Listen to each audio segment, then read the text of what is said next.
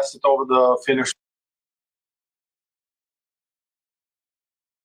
And good morning, and welcome to the Thursday edition of the WSJM Morning Show. I'm Ken Lundberg, and it's Thursday, so this means it's one of my favorite days of the week, and what I'm sure is going to be one of my favorite guests of the year is Captain Jeremy Carlisle. He's here with Michigan State Police. You're the commander for the 5th District. Good morning. Good morning. I'm glad to be here, and quite an honor to hear I might be one of the best guests you've had in quite it's a while. Early in the year. I hope I don't disappointed you. I was going to say we're only in January, so we're going by calendar years here. I understand. No. It's good. It's good. Captain Carlisle, he's been on my speed dial for some time, and then I was fortunate enough to have you had a schedule opportunity to come in and be on the show. So thank you very much for coming in. We appreciate it. We want to talk to you about who you are, your background, and Sure. Michigan State Police and everything else. I will also tell you my underlying goal for having you in today is so that I can eventually drive cars really fast as part of an MSP operation. How do we do that? How do we make that happen? Wow. Well, we may have to call our training academy, see if we can get Okay, training is fine. Yeah, training is okay. It's a restricted track there. It's very safe. It's a controlled environment. That might be I will tell you, one of my first experiences when so I have a background. I was in Seattle, Washington for a little while. Worked in radio out there, and the Skip Barber School of Driving came out, and I got a free ride there. They put me in a BMW, a brand new BMW, and said, drive as fast as you can and do whatever you want with the wheel. Did you pinch yourself to see if you're actually awake at that point? Yeah. I did. And then I cranked the wheel, and I thought, do I have to pay for this if I wreck it? Right, yeah. So I just want to replicate that experience. We'll see what we can do. All right, no promises, but we'll do our best. And in fact, there are volunteer opportunities with the Michigan State Police. I think we had a news story not too long ago. You were putting out the call. There's some training coming up. I think it's first quarter or something, Sure. where they're looking for people to help with training exercises for Michigan State Police. And I assume it's to act the part of either perpetrators or accident victims or something along those lines. That happens semi-regularly. Correct. Training. Yeah. So it's a fairly new process we're looking at doing, and it's for our recruit school. So for our recruits, everybody that applies and goes through Trooper Recruit School, that's our academy.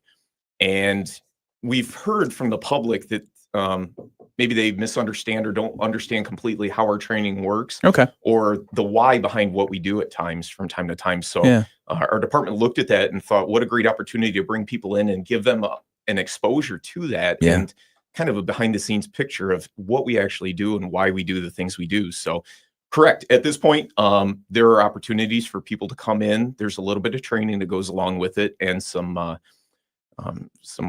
of that. And what you would do is learn how to be a role player and then actually participate as a role player with our recruits. And then what a great opportunity to connect with our communities. Yeah. And I have to say, I mean, hats off to you and everyone in law enforcement. When you go through those training exercises, or when you understand everything that went into those training exercises, there's such a logic and a method to what's happening, and using past experience of, well, we do it this way because we've seen what happens. Correct. Yeah. It explains the why. Yeah. Right? And a lot of times, I don't understand what other people do in professions from time to time. Yeah. I don't understand what they're doing. But to give that exposure and the understanding and just to explain that part a little bit more, we're doing a much better part of that. And this is one opportunity we can do that. So we'll talk about those things and more. If you're interested in volunteering with the Michigan State Police to be a role player in some of their training opportunities, check out the Michigan State Police website at michigan.gov. And we'll talk with Captain Carlisle here in just a couple of moments on everything that's happening, with Michigan State Police. In the 5th District, it's a big area. Absolutely. We'll talk about some of the things, the highlights. Yeah. We'll talk about his background and more. It's all coming up right here on the WSJM Morning Show. We're going to get to some local news now, and the weather and sports, and it's all coming up next right here on WSJM. Good morning.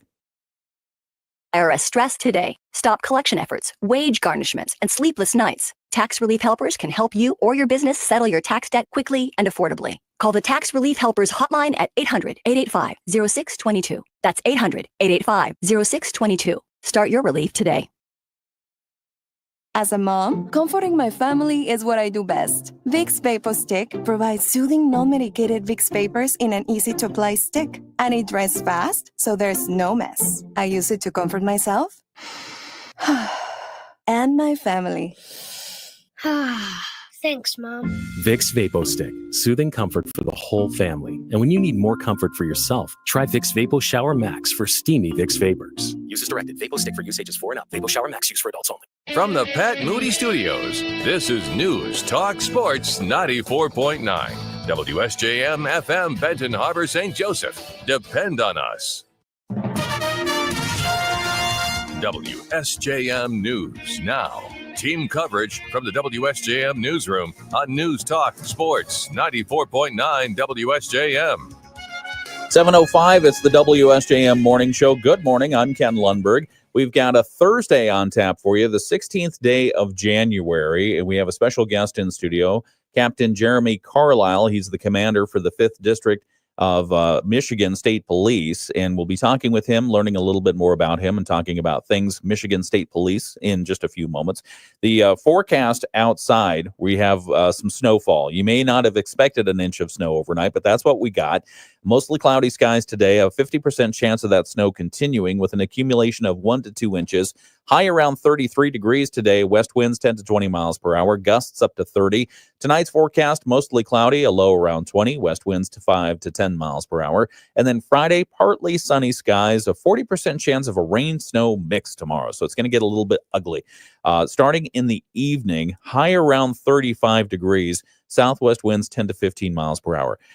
We start to see more rain-snow mix chances on Saturday and a low around 30 degrees, high around 32. Sunday is when it falls off a cliff, temperature-wise. Mostly cloudy skies, a 30% chance of snow showers on Sunday, but the high's only going to get up to 15. The low's going to get down to 10. And then Monday and Tuesday, it's going to get super cold, so prepare accordingly. 5 degrees for a high on Monday and Tuesday, a low overnight of 0. So that's not even incorporating any kind of wind or anything along those lines. So we'll keep an eye on the forecast. You keep an eye on your water pipes, and we'll keep you updated. Some of the news that we're following in the WSJM newsroom today: Governor Gretchen Whitmer delivering her Road Ahead address at the Detroit Auto Show on Wednesday, laying out some of her goals for next year and reviewing accomplishments of the past couple of years. The speech was similar to a State of the State address, only delivered in front of the auto industry and heavily focused on that industry. With Democrats no longer in control of the Michigan legislature, Whitmer extended an olive branch to Republicans, saying parties can work together on our shared goals. This is my 7th year as governor, but I am still guided by the values I first ran on in 2018. The same values I was taught growing up in a bipartisan household. In the Whitmer house, compromise was a good thing. Whitmer even promised to work with incoming President Donald Trump, saying the people of Michigan elected both her and him twice. Turning to the auto industry, Whitmer said 1 in 5 Michigan workers is employed either directly or indirectly in the field. She said it's vital to keep the auto industry in Michigan. If the autos succeed, Michigan succeeds, and America succeeds. Whitmer said other states, especially in the South, have been wooing away auto manufacturers and suppliers with major incentives. She said Michigan can be targeted and smart about keeping the companies here, putting a new focus on high-tech auto components like batteries. She also called for the renewal of a bipartisan job fund, which runs out in a year, and a new plan for fixing the roads now that her Rebuilding Michigan bonding plan is also running out. State Senator and gubernatorial candidate Eric Nesbitt said the speech falls short. He said that the bipartisan action to strengthen the economy was hiding some truths that he considers quite evident. Governor Whitmer just gave another rosy speech asking you not to believe your own eyes, to not believe that our roads are crumbling, our schools are failing, and our families are falling further and further behind. But by every metric they are, and by every metric Democrat-controlled Lansing was a disaster. Nesbitt said working with the new Republican majority in the Michigan House, he'll seek to clean up the mess. Democrats still control the Michigan Senate. Other news that we're following: the city of St. Joseph once again seeking a state grant to improve the Pleasant Street Plaza. Speaking at this week's meeting of the St. Joe City Commission, City Manager Emily Hackworth said the Michigan Economic Development Corporation has opened a 3rd round of funding in its revitalization and placemaking program, giving St. Joseph yet another opportunity to apply for the funding after it was turned down last year. She said the city is eyeing major improvements to the plaza. The project is currently estimated at $1.2 million. Applicants for the RAP grant must have a minimum request of $500,000 and a maximum of the lesser of $1 million or 50% of eligible costs, which makes Pleasant Street Plaza a really good fit. The city would seek a grant of $600,000, meaning its own contribution to the project, if the grant is approved, would be a matching $600,000. The project would have to be finished by June of 2027. Hackworth told us back in June the city's plans for the plaza near Main Street and Court Street could include better pedestrian access, public seating, tables, and wider sidewalks. Also located in the area are Silver Harbor Brewing Company and 221 Main. On the Downtown Development Authority's recommendation, the commissioners authorized the city to once again apply for that grant.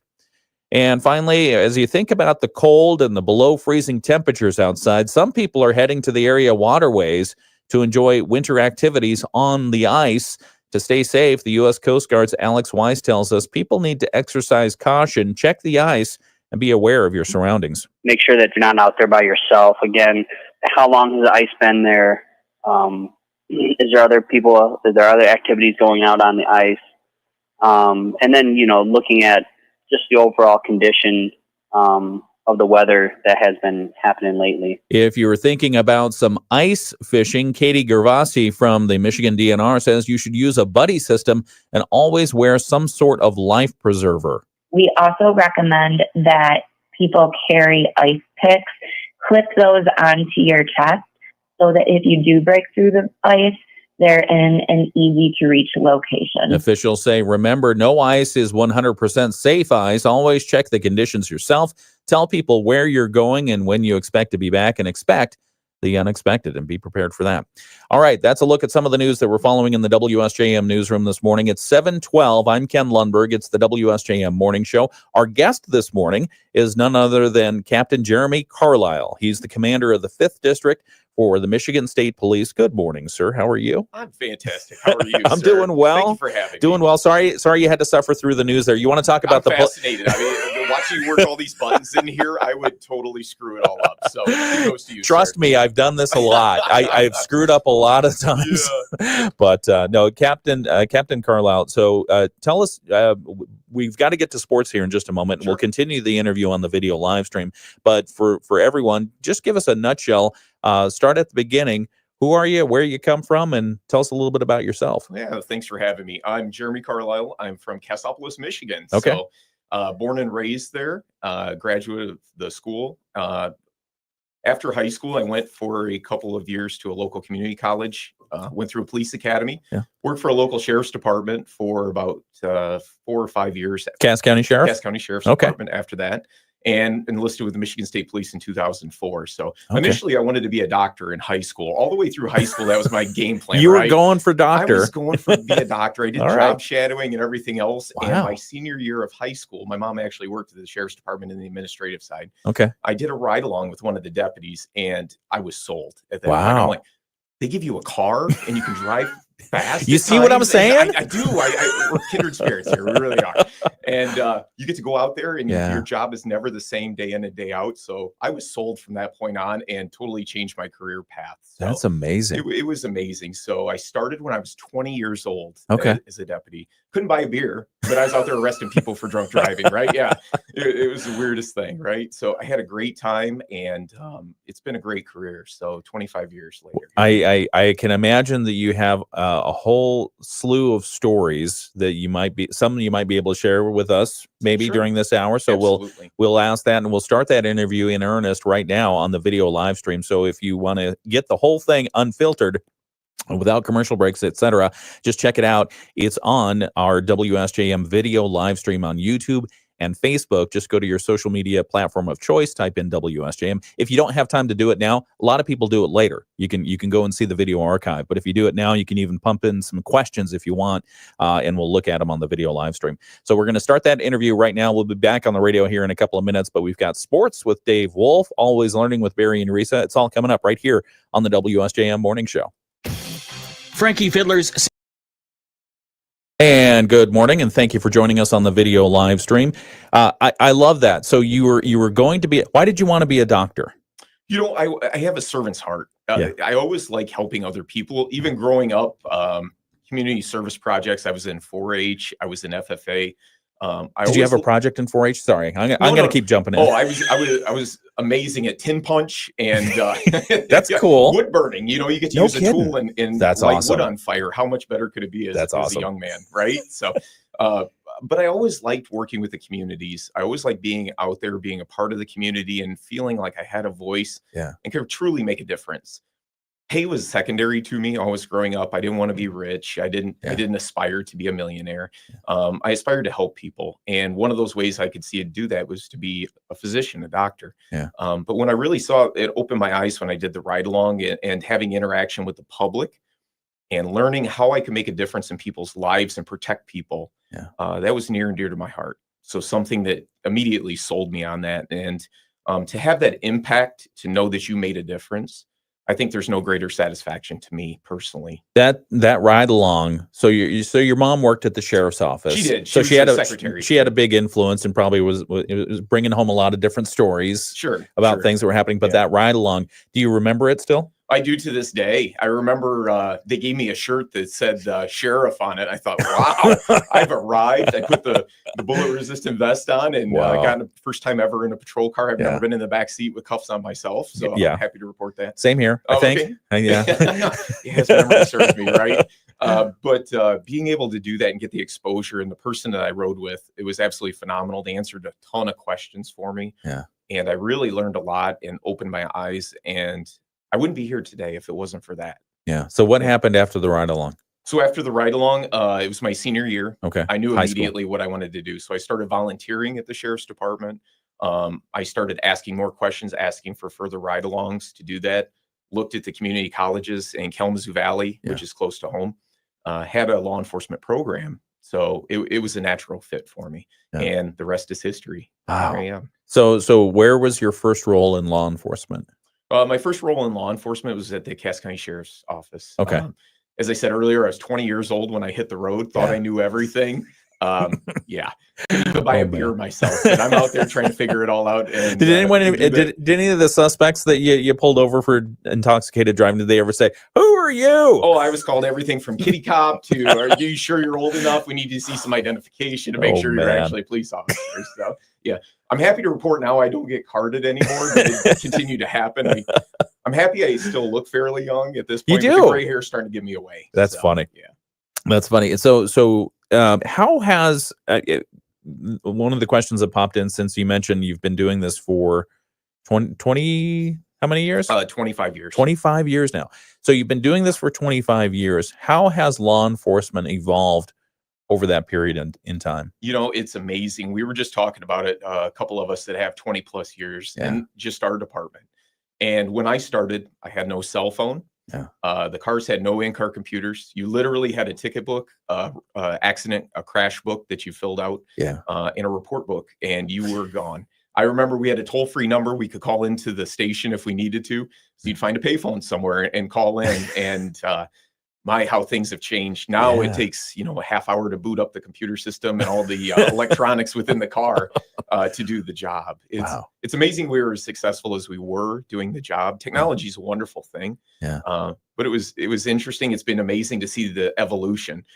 I look back on my career when I first started, and you'd have we refer to them as old timers that were there, right? 25 years. Now that's sure. Me, how did we get here? But I look back, and they would tell stories about, back when we did this, we didn't even have a computer at the station. We typed everything on a typewriter. And it's amazing. You see the evolutions of how things change. But one thing that doesn't change is providing that quality service and having the servant's heart and really doing this job for a purpose. You don't get into this to get rich. As I said earlier, this is not something where we make a comfortable living. But we don't do this to get rich. We do this for a purpose. And anybody that would suit up in this and know that potentially they're going to put their life on the line going and not knowing if they're going to be home for their families, missing many holidays. I have two daughters. One's in college, one's in junior high, going on high school. Congratulations. Nice. Yes. And, I look back and I reflect back of how many Christmases I missed and Thanksgivings. And my wife's a saint. We've been married over 20 years. And you don't realize the pressure you put on your families until you reflect back on that and think, she's a trooper. she's the true hero with a lot of this. Yeah. So That's amazing. And I mean, I like how you put that, the servant's heart, and it rings especially true because I think about first responders, and I think this became so abundantly clear, especially during times like 9/11, yes. when things are going into chaos. Who's running away from it? Everyone else. Who's running toward it? The first responders. So thank you for doing that. It's our pleasure. Yeah. We wouldn't do it if we didn't have that servant's heart and care. And I remember 9/11. I was working at the sheriff's department at the time, and we walked in, and the TV was on, and the first plane had hit the World Trade Center. And I remember seeing on live television the second one, and just that unknown feeling. Yeah. But you know, we all rallied together. Yeah. To serve a purpose for the common good. The whole public, everybody did. I remember blood drives right after that happening, and they're so full they had to turn people away. Yeah. And the servant's heart that everybody experienced just after that. Yeah, that is something. Recently with COVID over the past 5 years, most people are stay safe, stay home. My troopers are coming in and day out, not knowing if they're putting themselves or their families at risk, but serving the greater good. Yeah. Yeah. We're talking with Jeremy Carlisle. He's you're the captain now and the commander.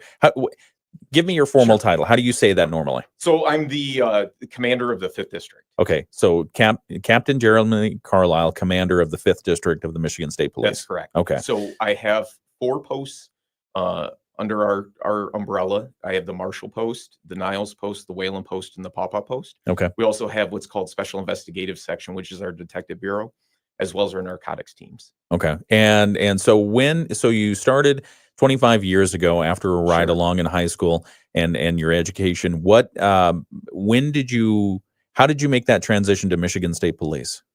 You know, it's interesting. I love my career where I first worked in that, but I was looking at some other opportunities, and I had applied to the Michigan State Police 4 years prior, but there was a hiring freeze. So no trooper recruit schools were from 2000. They had one in 2000, but none until 2004. Wow. And I pretty much written it off and forgotten about it. And one day I walked home. This is when we still got actual mail in the mailbox.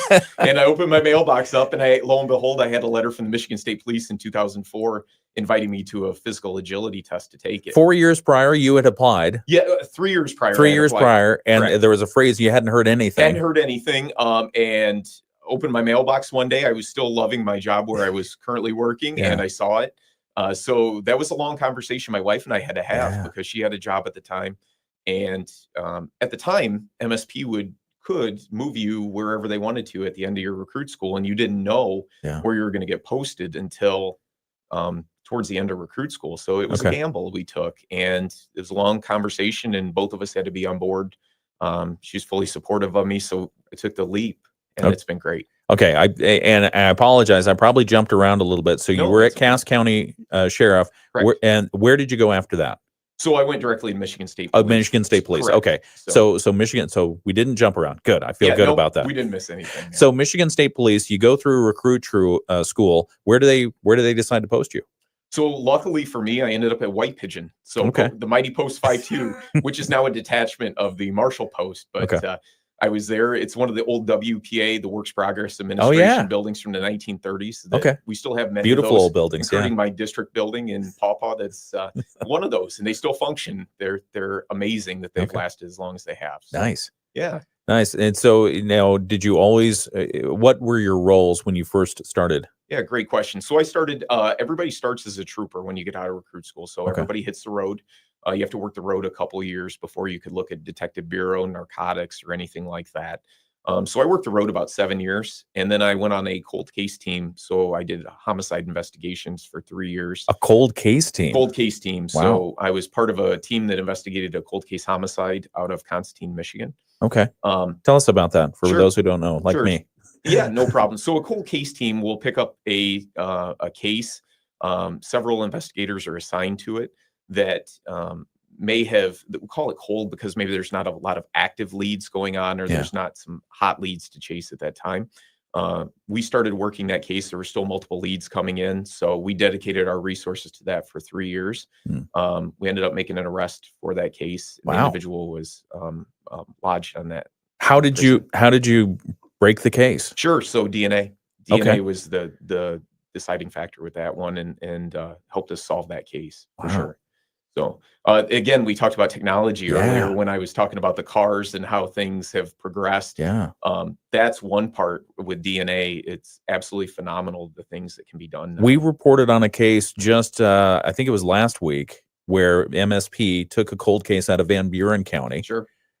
You know the one I'm talking about. Can you tell people what happened there? I only know the brief details. Okay. So that one I mean, don't this, have the this one was rundown. where I think back in 1974, Okay. a body was found in Van Buren County. It had been shot and burned, and it was in a pile of debris, and no identification on him except for I think it was a gold necklace with a silver thing hanging on it, a nautical type theme thing. But MSP, along with the local officials, there was still apparently they were able to extract DNA. I don't know if they extracted it from the bone remnants or from the thing, but 25 years later, or how many years later it was, well, 75. Yeah, I've got to do my math on that. Almost 50 years later, 46 years later, they sent it off to a DNA lab in Texas, and they were able to identify the body. They haven't solved the case, obviously.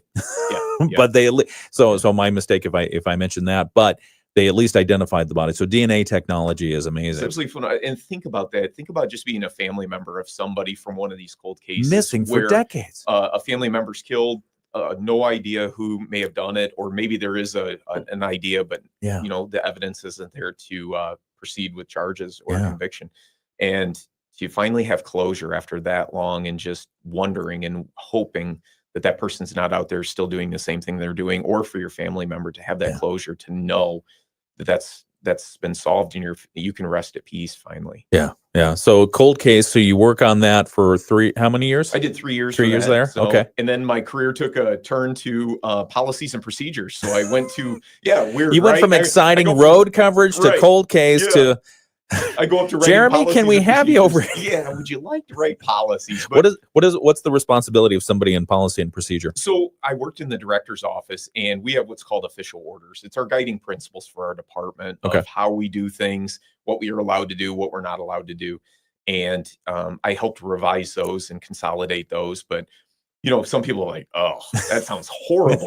And, it was a great opportunity for me. And I absolutely loved it, because I've always been a kind of a bookworm. So looking back in that and having that impact, and the way I looked at it too, I was not only just focused on things in the 5th District or at the post, but I was department wide now, and having an impact on how we handle business day in and day out, and offering some opinions of things we could do differently, maybe. So I mean, because so who looks at the product of your work? So the policies and procedures, is that now in training manuals for future MSP? Yeah, so we publish them out online now. They used to be paper copies, but everything is online. But everybody from our department, from civilians to enforcement members, those are our guiding principles. And you helped write those. I helped the write revisions. Those and helped revive them. I had a small, minuscule part of that, but it was good, and what a great experience, and it's helped me throughout my career since. Yeah, for sure. Yeah, I can imagine. What do you appreciate most about? Let's continue chronologically. After policies and procedures, where do you go next? So I was a sergeant at the Paw Paw Post for a short period of time. Okay. And then I went to recruiting in Lansing as a sergeant, and then I became a lieutenant in recruiting in Lansing. Okay. And I was there until 2019, the end of 2019, and then I was the assistant post commander and post commander for the Niles Post. So serving Berrien and Cass County. So Berrien and Cass are very near and dear to my heart. Not only did I grow up in Cass County, but I came back to serve there, and I worked there until last September. I was promoted to the captain's position. I want to ask about post commander role and responsibilities in a moment, but first on recruiting. As you worked through that, what's it like to be a recruiter for MSP? How hard is it generally for law enforcement these days? Yeah, so it has been harder. The applicant pool has shrunk somewhat. We're still getting great applicants in, but we're always heavily recruiting out there, making sure we recruit the best and brightest. I tell everybody it's a fantastic career, right? Are there challenges for this career? Absolutely. We know those challenges, but to have that impact we discussed earlier, and to truly make a difference, and to feel you have a career that can directly serve the public and the greater good, not a lot of people have that satisfaction, I would think. I mean, many people enjoy their jobs and what they do, but man, to know that you may save a life today, day in and day out. And that may happen on a weekly basis where you go out there and truly make a difference. Arrest somebody and protect a child who's been abused and to save them from that environment, or a spouse who's been getting abused, or take a drunk driver off the road so they don't kill an innocent family driving down the highways. That is truly impactful. So I tell people that when I sit down with them and discuss that with them, it is amazing what you can do with this career. There are negatives, right? We know those negatives and perception at times, and we get that. And those are all things we work on, and those are all things that we can help mitigate by explaining the why behind what we do. Yeah. But to truly have that impactful career and to make that difference, and to sit at the end of the day and know, wow, I went through this, but what a difference I made in people's lives. What greater satisfaction can you do to protect somebody else's life and to save them?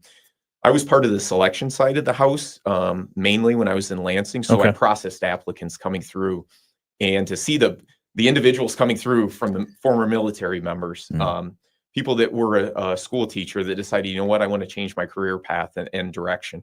People that were in factory work and said, you know what, this is my calling. This is what I want to do. And to guide them through that process and to see them grow and go to report to recruit school and come out as a trooper. It was amazing. Yeah. So I found immense satisfaction being there and being a part of that process. That's great. How long is how long is the process, and what can people expect when they decide to make that decision to apply? Yeah, so our process is pretty robust and rigorous. I'm not going to lie about that. They're going to expect to do a physical agility test, which encompasses some push-ups, sit-ups, a vertical jump, and a half-mile shuttle run. That's a state standard. Yeah. They're also going to take a written exam before they apply. Or actually, they'll apply and then take the written exam. Now they changed the process a little bit. Pass that written exam. They're also going to go through an immense background check. We want to make sure that the people we hire have an upstanding record that they have, and they're going to represent the Michigan State Police to the highest standards, and serve the public to the highest standards. So we do screen people out on background checks. That's not to say that if somebody didn't make a mistake when they were younger, that they can't become a trooper. We understand that people are human beings, right? We all make mistakes from time to time.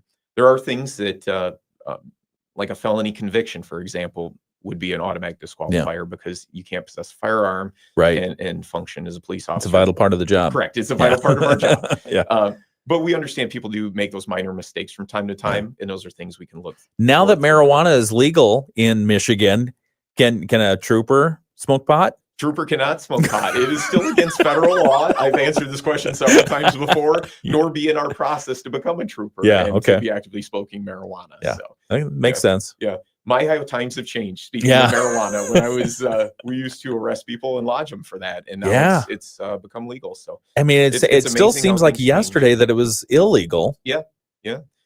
Things definitely. I want to ask you more questions about that in just a moment. Okay. We'll come back. We're listening to sorry to cut you off, but we've got to get back to this. We've got the Bloomberg Market Minute coming up next. It's the WSJM Morning Show. We're talking with Captain Jeremy Carlisle. He's the commander of the 5th District Michigan State Police Post. Is that right? Commander of Michigan State Police 5th District. 5th District. All right. I'll get it right one of these. It's okay. All right. We'll get it. It's coming up next. He's a fascinating guest. We're going to continue our interview in just a moment right here on WSJM. New locations in St. Joseph, downtown, and on Cleveland Avenue. Member FDIC, Equal Housing Lender. This is a Bloomberg Money Minute.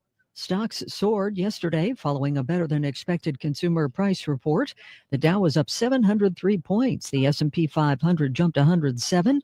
The Nasdaq surged 467 points. Core inflation eased for the first time in 6 months. Traders are now back to betting on an interest rate cut by July. BP is cutting 4,700 jobs internally and 3,000 contractor roles. The CEO announced the cuts in a memo to staff today as the energy giant seeks to reduce costs. The Wall Street Journal is reporting that Spirit Airlines is cutting about 200 jobs in a cost-cutting move. Spirit filed for bankruptcy last year after a federal judge blocked its takeover by JetBlue. Southwest Airlines is being sued by the Transportation Department for alleged chronic flight delays. Southwest said it was disappointed the DOT chose to file a suit over 2 flights that occurred more than 2 years ago. Gina Cervetti, Bloomberg Radio. The Morning Show with Ken Lundberg on WSJM. 7:34, it's the WSJM Morning Show. Good morning. Thank you for joining us on this fine Thursday. Captain Carlisle, Thursday is one of my favorite days of the week. It's closer to Friday. Right? Right? How can you go wrong? I love every day of the week, but Thursday for some reason, I don't know, maybe it just goes back to, Thursday night television. I don't know. Was Seinfeld on Thursday? He was, Yeah, so And you Seinfeld. got that light at the end of the tunnel. You're almost there. You're almost made there. it. I'm Ken Lundberg. It's the WSJM Morning Show. My guest this morning is Captain Jeremy Carlisle with Michigan State Police. He is the commander of the 5th District for Michigan State Police. We'll continue our interview with him in just a moment. First, a quick look at the forecast. Mostly cloudy skies. 50% chance of snow continuing today. We're expecting a total of about 1 or 2 inches of accumulation. I think we had about an inch overnight. High today is supposed to get up to 33 degrees. Supposed to get up to 33 degrees. We'll see if that happens. West winds 10 to 20 miles per hour with gusts up to 30. Tonight's forecast, mostly cloudy, a low around 20, west winds 5 to 10. And then Friday, partly sunny skies, another chance of a rain-snow mix starting in the evening. There's going to be a high tomorrow of 35 degrees, but by the time we get into the evening hours, we may see some rain and then starting into a snow mix. It could be a mess, so be careful with that. Southwest winds 10 to 15 miles per hour. Is it me, Captain Carlisle, or do people forget how to drive every time it snows? The first snow, I remember working the road, and I always kind of dreaded working that first snow day. So yeah. I just encourage everybody, just remember, take a couple extra minutes. Yeah. Take your time. Be kind to others. Make sure you signal before you turn. We see that a lot. And just slow down. Don't ride. Don't tailgate. Just give them a little extra space there. You'll get to where you're going. The coffee will be hot and fresh when you get there as well. Okay. It's okay. Brakes. Now, I have 3 boys. And I tell each and every one of them in the snow, don't count on your brakes. Correct. Drive as if you don't have brakes. Not that slow, but is that good advice? Slow down your vehicle. I mean, you need to stop that vehicle in an assured clear distance. They should have inertia training for people. Correct. Yeah, just slow down. If your vehicle's skidding, let off a little bit. Feather on the brakes a little bit. Don't slam on them, and give yourself some extra time. Give some space there. Yeah, exactly. All right. Well, we'll continue with our. I scold people all the time for their driving habits, so my apologies in advance. You yell a lot in your car. Do we need a hidden microphone? I do not road rage. I do not road rage, but I do. Like if my boys are driving me somewhere, and they're so we're not using our turn signals today. Oh, got it. Do you have the imaginary brake on your side in the passenger vehicle? I wish I did. My daughter. Yeah. I'm like slamming on the brake pad, right? There's nothing there. Obviously, I'm on the passenger side, like I can make a difference. Yeah. No, it's good. Just Dad, you're making me nervous here. See, you're making me nervous. Yeah. Exactly. And it's all about safety at the end of the day. So anyway, our the moral of the story today is to give yourself some extra time. Don't be in such a rush that you're going to get into an accident. The roads are a little bit slippery out there this morning, and that's because it snowed overnight. People drove on it overnight before the plows could do their full job. So be careful. We've got more coming up. We've got ABC News. We'll continue our interview with Captain Jeremy Carlisle. That's coming up next right here on the WSJM Morning Show. ABC News, I'm Sherry Preston. Fear as some are afraid the Israel-Hamas ceasefire deal will fall through. ABC's Ian Panel in Israel with more on what Prime Minister Benjamin Netanyahu is hinting may be a snag. Concerns now, certainly here in hostage squares where the families of those taken back on October 7th, 2023 gather, that perhaps this deal isn't as done as everyone thought. The Netanyahu government is accusing Hamas of reneging on the deal. They were supposed to have met already this morning. The Security Cabinet should have ratified the deal, but that hasn't happened, raising questions about what happens next. For their part, Hamas is saying the deal is still on. Overnight, there were more Israeli airstrikes in Gaza. The Hamas-run Gaza Health Ministry says more than 70 people were killed. With the inauguration set for Monday, President-elect Trump's cabinet nominees appear headed for confirmation. President Biden delivered his farewell address to the nation last night, capping off his 50 years in public service. This is ABC News. WSJM News Now. Team coverage from the WSJM Newsroom on News Talk Sports 94.9 WSJM. Temperature in Benton Harbor right now, 26 degrees, 28 in St. Joseph. South Haven is 29 degrees. Let's take a look at the feels like temperature in St. Joseph. Even though it looks like 28 on the thermometer, the feels like is 11. Similar temperatures all around Southwest Michigan right now. Good morning. I'm Ken Lundberg. It's the WSJM Morning Show. Some of the news that we're covering this morning that we'll tell you about at 8 o'clock. 2 people were seriously injured and suffered minor injuries yesterday when a chain reaction collision happened at M139 and East Empire Avenue in Benton Township. The Berrien County Sheriff's Office says it happened around 1:30 in the afternoon. Medic 1, an ambulance, was traveling northbound on M139, responding to a priority call. They had their lights on, they had their sirens on, and when the ambulance reached the intersection of East Empire Avenue, it appears that a Berrien RISA school bus driver followed the traffic signal. Instead of seeing the emergency vehicle, they pulled out right in front of the ambulance, and there's a big collision there. So fortunately, only serious injuries, no life-threatening injuries for the ambulance drivers. Nobody was seriously injured on the buses. But when the first collision happened, that pushed the RISA bus into the oncoming path of another school bus, and they collided head-on. Yeah, so chain reaction. We've got the full story. We'll tell you about it at 8 o'clock this morning, but they are continuing to investigate. They don't think drugs or alcohol are part of the factors of that crash. Police and family members and friends are still looking for a missing 17-year-old out of St. Joseph Township. You might have seen this on social media.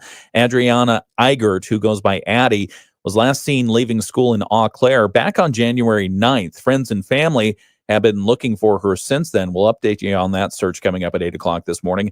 And then also, St. Joseph City commissioners are considering new ways to prevent beach erosion. One idea, maybe build a breakwater out on Lake Michigan to protect the beach areas locally from some of the constant wave action on Lake Michigan. So we'll talk about those stories and more coming up in just about 20 minutes right here on the WSJM Morning Show. Our news continues. We'll have a look at state news right now from the Michigan News Network, and then sports from Dave Wolf. The Michigan News Network. And good morning. Thanks for joining us on the WSJM Morning Show. I'm Ken Lundberg. Here with me, my guest this morning, Commander of the MSP 5th District, Captain Jeremy Carlisle. Thank you again for joining us. Thank you for having me. Absolutely. And so when you hear that news story that we just teased a moment ago about an ambulance and a bus collide, a bus goes out and the ambulance collides, and then it gets knocks it into another bus's path. You see that every day.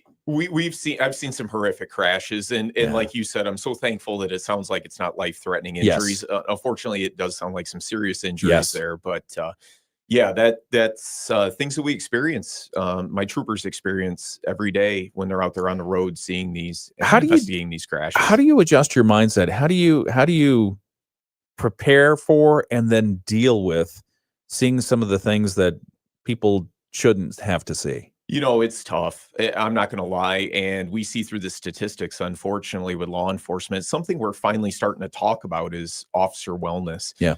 When I got in 25 years ago, you would experience critical incidents somewhat frequently, and we never did debriefs on those. We never talked to anybody about that. And it was, hey, it's part of the job. Get out there and do the job. Yeah. And when you're talking about critical incidents, you're talking about death. We're talking about death, serious injury, horrific things involving children, multiple incidents. Okay. And I'm happy to say now that as law enforcement as a whole, we're starting to look at that and really see the impact it's had on our members and offer resources to them. Do these critical incident debriefs within a couple days of something like that. Voluntary, where you can come in and everybody can talk together, and really create a culture to know it's okay not to be okay, right? We have to be tough when we're out there. We have to do our job in that. But at the end of the day, we're human beings. Yeah. And we experience this pain just like everybody else does. We deal with it better than a lot of people because we have a lot of exposure to it. But it doesn't mean it doesn't impact us or our families. So we really offer, and I'm proud of our agency for acknowledging this and offering some services to our members through, we have what's called Office of Behavioral Sciences, which is counselors that we have access to free of charge. Our families have access to them. We do these incident debriefs. We have peer-to-peer support programming where we can have people to talk to about this, because keeping that stuff inside really eats you up. And I reflect back on my career at times that I didn't share information and really talk about it and get that out of my head. And it does have an impact. As much as you don't want it to, it does on your families. And I regret that. Yeah. Okay. We're talking with Captain Jeremy Carlisle. And, one of the things that you mentioned earlier about, and I should ask before we go on, Sure. what additional resources does MSP need to focus on the troopers in that respect and keeping that mental health where it should be? Yeah, so I think we're doing a great job as we are. Okay. One of our priorities we just set for the 5th District for our strategic goals for 2025 is strengthening our membership, continuing to offer those services, making sure we build those relationships with our troopers, with our sergeants. They're out there doing the job day in and day out. I sign a lot of paperwork now. I'm not out in a blue goose anymore, which is what we call our patrol car. I love that. Yeah, and but they are out there doing the hard work, right? They're doing the day-to-day. So I need to make sure, and my commanders need to make sure that we're taking care of them and we're providing that. So that is a real highlight that we have this year that we're intensively focusing in on. My commanders do a fantastic job that are out there to make sure that their people are doing what they should be doing. And they're also out there making sure they're okay. And I'm very thankful for that. And I'm thankful for the leaders I have within my district because that makes an impact for our people. Yeah. What is a commander's responsibilities, roles and responsibilities? For post commander? Yes. Okay. So a post commander is kind of like a chief of police for that individual worksite unit. So they oversee the day-to-day operations at that location along with their assistant post commander. So there are 2 lieutenants at each one of the posts. One's the second lieutenant, one's the first lieutenant. The first lieutenant is the post commander. They oversee the day-to-day operations, make sure that everything's functioning. They work with the local sheriffs, local chiefs of police, prosecutors to make sure that we have coverage there and to take care of their people. Okay. And then, so that's different from your current role. Correct. So my current role is a district in which is stationed in Pawpaw, which oversees the 4 posts we have within our district: Wayland, Marshall, Pawpaw, and Niles. Okay. And I almost forgot Niles. Don't forget Niles. I was post commander there. Yeah. And special investigative section, which is our detectives as well as narcotics unit. Okay. And so, I mean, you mentioned, okay, you don't get to get out in a blue goose every day, but what are you doing? So what I do is I have frequent contact with the worksite commanders, make sure that they have what they need. I work with our bureau, which is stationed in Lansing, the lieutenant colonel there, to make sure that we're achieving the mission for our department and agency and moving in the direction we want to move in. Furthermore, I'm overseeing the district to make sure we're moving in the right direction. We're following those strategic goals and taking care of my people, my lieutenants and my troopers and my sergeants. And I say mine because they are my people. Yeah. Those are my people I care about. They're part of my family. Yeah. How many people are in your family? So we have over 100 in the district. Wow. That number fluctuates occasionally. So that's a lot. There's a lot of people here. Okay. But I tell you, the men and women that serve within our district are truly dedicated to what's best for the public and to serving. And it's amazing what they do. We ask a lot of our people, and they come in day in and day out. Doesn't matter, snow, rainstorm. They don't get snow days. They got to be there when duty calls. And I'm very proud of them for doing that. I knew when that snow was outside, you weren't going to let me down. You're going to be here. You knew I left early, didn't you? Yeah. And I'm constantly checking my time to make sure I can't be late for Ken. I can't do this to him. So it's 7:48. It's the WSJM morning show. We're talking with Captain Jeremy Carlisle. We'll continue that interview and get ready to wrap it up here in a couple of minutes. Maybe we'll ask you to share one of the most memorable stories you've had as a trooper. I'd love that. We'll talk about that, and we'll talk about your strategic direction for 2025, if that's all right as well. Absolutely. Okay. And anything else you want to talk about? Sounds good to me. All right. We'll come back in just a moment right here on the WSJM Morning Show. Drink while you discover everything you need to create a memorable celebration. Get pre-registered to attend at MichianaWeddingExpo.com. Hey, Michigan, let's go big. I'm Herman Moore, Lions All-Pro wide receiver, and I'm talking real big-time winning on the hottest slots and table games on one incredible app, Eagle Casino and Sports. Sign up now and get up to $1,500. That's right. We'll match your deposit for up to $1,500, and you'll get 100 free spins. Eagle Casino and Sports. Made in Michigan, made for Michigan. Must be 21 or older and in Michigan to play. Cloudy skies with snow showers falling across the area. We've already had a couple of inches. We could see another inch or so more through the day. Temperatures start out chilly, but we end up in the lower 30s this afternoon. Tonight, mostly cloudy down to 20. And tomorrow during the day, a mix of the sun and clouds and a high of 35. Rain and snow showers will return Friday night and be just snow showers by Saturday. I'm Chief Meteorologist Carrie Peugeot. The Morning Show with Ken Lundberg on WSJM. It's 7:49. It's the WSJM Morning Show. I'm Ken Lundberg. Thank you so much for joining us. Really appreciate you. And it's 27 degrees in Benton Harbor, 28 in St. Joseph, 30 now in South Haven. They haven't seen 30 degrees for a couple of days. It feels like 13 there, though, still. So it is the WSJM Morning Show. We've got news coming up in just a few minutes from ABC and our WSJM newsroom. We're continuing our conversation with Commander of the MSP 5th District, Michigan State Police 5th District, Captain Jeremy Carlisle, who oversees about 100 folks who work for Michigan State Police that cover Allegan, Barry, Berrien, Branch, Calhoun, Cass, Kalamazoo, St. Joseph, and Van Buren counties. I have a list here. I just was read going to say, please don't make me repeat that. I do know we have 9 counties. Just off the top of my head. No, and so, I mean, it's been a fascinating discussion. Thank you for sharing what you've shared so far. Sure. Couple more things. I mean, one of the things that it fascinates me, we look at statistics all the time. We look at metrics, and one of those is podcasts. Mm-hmm. And so we have our news podcast that we have every day about Southwest Michigan's morning news and afternoon news. But the most popular podcasts in the world, at least in North America, are those about true crime, believe it or not. Oh, I have no doubt. People telling stories about stuff that happened, crime. Apparently it intrigues people. So I will ask you, what stories, what can you share one story with us from your time in Michigan State Police or as a police officer in general that has been memorable for you? I would say one of the most memorable ones for me was when I was post commander at the Niles Post. It's unfortunate, but it has a happy ending. Okay. One of my troopers went out on a routine patrol several years ago and made a traffic stop. During the course of the traffic stop, they asked a passenger of the vehicle to get out of the vehicle. The passenger had a gun, a pistol, ended up shooting the trooper. The trooper returned fire, was able to wrestle with that individual. Yeah. And we were able to get them some medical attention immediately.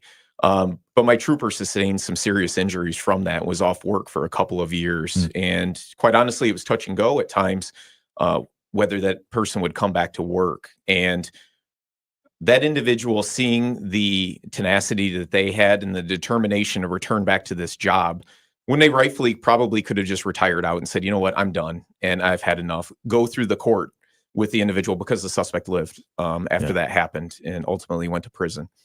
But to see that trooper's determination to push through those serious injuries that they had, spend over 2 years doing light duty work and physical therapy, multiple surgeries to come back, and to see them back in the uniform and to return to full duty status and say, I want to be a trooper still.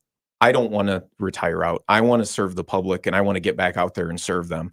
What an inspiration to everybody. Who does that, right? Who normally would do that? I mean, to face that adversity and to rise up to that adversity and to face the unknown and to come to a point where they said, you know what, I don't care what people are telling me. I'm going to go back and do this. And it was an amazing, there was not a dry eye in the house when that trooper came back to work that day. Yeah. And to see them out serving the public on a day-to-day basis, you talk about one of the most inspirational people I've ever seen in my life. It's amazing. Yeah. Like you said, a servant's heart. Servant's heart there. Yeah. Servant's heart. What in speaking of interactions between MSP, Michigan State Police, or any law enforcement and the general public, number one, recommendations you have for the general public when you're interacting with law enforcement? Yeah, one of the biggest recommendations I have for the public is listen to what the officer's telling you. If they're asking for your information, please provide that information there. If you're stopped for speeding and they're asking for your information, please provide it to them. The roadside is not the best spot to argue with. And one of the biggest things is a safety issue for my troopers out there. If a trooper's standing along the freeway and they're out there trying to converse with you on that, they're trying to make it as quick as possible to get the paperwork. They understand you have places to go, and maybe you don't agree with the decision that they made, or you don't feel like you were speeding as quickly as you were. We know they were speeding. There are processes to argue that point, and that process is through the court system if you disagree with what the trooper's done. It's not on the roadside. So for the safety of my troopers, I ask you, take it to the courtroom. Please don't do it on the roadway, and keep my troopers safe. Yeah. Yeah. And how have those interactions evolved over the last 20 years, 25 years, would you say? Are people easier to get along with these days? I'm not on the road day to day, but I feel like Some people are and some people aren't. I think people are impatient at times and don't understand. We talked about the why at the beginning of why we do what we do. Yeah. Maybe they don't fully understand the why. We try to explain that best to them, but understand the troopers are out there trying to keep everybody safe. That's the end goal we have, right? And unfortunately for you, sometimes that may end in a citation. It may end in a verbal warning. May end in a discussion with the trooper. But at the end of the day, we're trying to keep everybody safe, and speed differentials on the highway can be a major factor for crashes. High speeds when people don't see you coming up there and they're signaling to change lanes. People sometimes they disagree with the seatbelt usage. Distracted driving is a huge one. Yeah. I've seen exponentially go up, obviously, with people having smartphones now and the technology to be able to surf the internet, watch television on their phones. Yeah. Please put the phone down. Yeah. Please put the phone down. If you're calling 911, that's fine. Yeah. But please let everybody else get there safely. You feel you're in control, but when you're distracted, it's amazing how out of control you are with that vehicle. And there are a lot of families with their children on a day-to-day basis traveling those highways. Yeah. Please let them arrive where they want to go safely. It's not just about you. Yeah. Yeah. The smart devices, it's a primary offense.